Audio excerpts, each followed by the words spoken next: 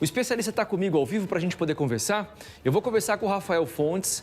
Rafael Fontes Moreto, ele é engenheiro civil, ele é especialista em infraestrutura e transportes e ele fez um estudo, um mapeamento desses acidentes de trânsito que a gente está registrando bastante em Londrina.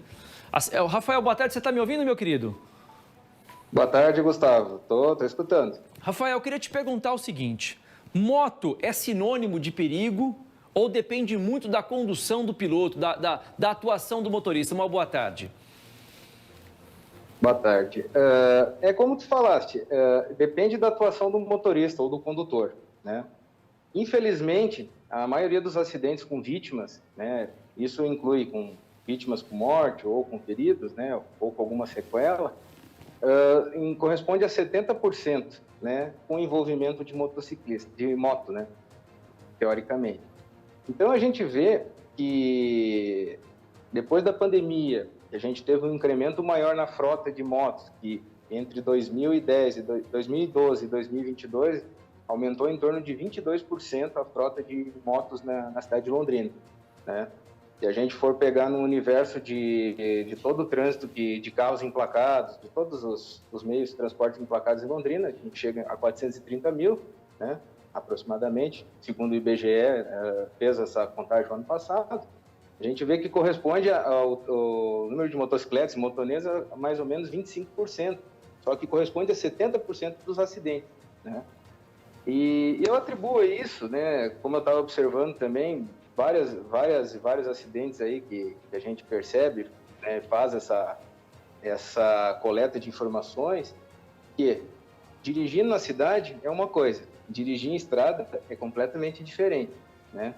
E isso a gente precisa conscientizar o condutor, conscientizar o motorista também, não só o de moto, né, a saber conduzir, né, a aplicar o pisca, né, quando vai mudar de faixa, questão da velocidade, né, e que a gente atribui a maioria dos acidentes que é 90% fator humano, né, fator humano. O que seria o fator humano? O condutor, né, nesse caso aí.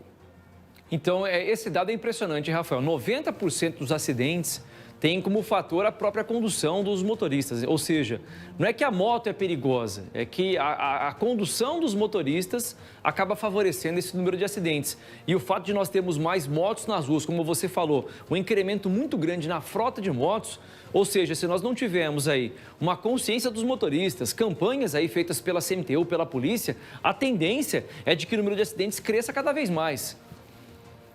Exatamente. Até a gente tem no calendário nosso todo ano, né, o Maio Amarelo, né, que é feito chama essa atenção a respeito, né, da quantidade de acidentes, né, para a gente tentar conscientizar a população. E eu digo a população porque também o pedestre se inclui nisso, né? Está circulando na cidade, né? Estava até observando agora, né, um acidente embaixo de uma passarela, né? Então, a gente vê, assim, que não é só o motociclista ou o condutor do veículo, é também a população em geral. E eu falo 90%, eu não falo 100%, Gustavo, pelo seguinte, 90% fator humano. 5% seria condições de rodovias, de ruas, né, manutenção, que envolve o fator humano, que tem uma pessoa por trás responsável por isso, né?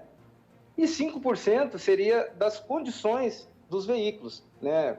Pneu, manutenção, né, habilitação, uma série de coisas, né, que também envolve o fator humano diretamente. Então, a gente percebe que tudo envolve o condutor, tudo envolve o fator humano nesse quesito, aí, se a gente for analisar todos os acidentes. Então, por isso, até eu venho observando, né, em outras cidades, principalmente, que nem Londrina, que tem a segunda maior frota de veículos do estado do Paraná. A gente pega, por exemplo, uma grande cidade, que nem Curitiba, a quantidade de acidentes, né, envolvendo motociclistas é da mesma proporção, sabe? Não muda. E eu vejo cidades menores também, com número de veículos, que às vezes tem um carro por habitante ou até mais, né? Então, eu acho também que, além da conscientização, além da educação, os gestores públicos, né, que são responsáveis por isso, devem incentivar, devem apresentar principalmente projetos, né, na parte de mobilidade urbana, porque a gente precisa andar na contramão disso. Como a gente faz isso? Melhorando o transporte público, né? Fazendo um acesso melhor à população, porque a gente diminui a quantidade de veículos dentro de uma grande cidade, né? A circulação, e isso que gera um acidente, principalmente, né? Principalmente de noite, com condições de chuva, né? Então, a gente pega todos esses fatores também que envolvem, né, um acidente, para a gente ver assim, opa, precisamos mudar um pouco a mentalidade. Vamos mudar. Primeiro, educação. Segundo, planejamento. E terceiro, execução, né, de desse conjunto de regras de planejamento, né, envolvendo a sociedade em si, envolvendo os gestores, né, para a gente tentar reverter isso, porque todo ano a quantidade de veículos que cresce, né, no estado do Paraná é um troço assim alarmante de ver, né? Em torno de 5%, dependendo da época, dependendo das cidades, é 15%. É muita coisa. Tá certo. Rafael, obrigado pela sua participação por aqui. Fala muito importante sobre essa consciência que nós temos que ter no trânsito. Uma ótima tarde e boa semana, viu, Rafael? Obrigado, igualmente, estou à disposição aí. Obrigado. Rafael, que é especialista então, em infraestrutura e transporte. Para que a gente não dependa dos outros, a gente falou aqui, precisamos sim, claro, ter campanhas aí por parte da CMTU, da polícia, do poder público, do SUS, de todo mundo. Mas para não depender dos outros, que eu e você, assim que a gente entrar num carro, ou a gente botar o capacete numa moto, ou a gente for atravessar uma rua, ou andar de bicicleta, qualquer que seja a nossa situação, sendo componente do trânsito, que a gente faça a nossa parte bem feita.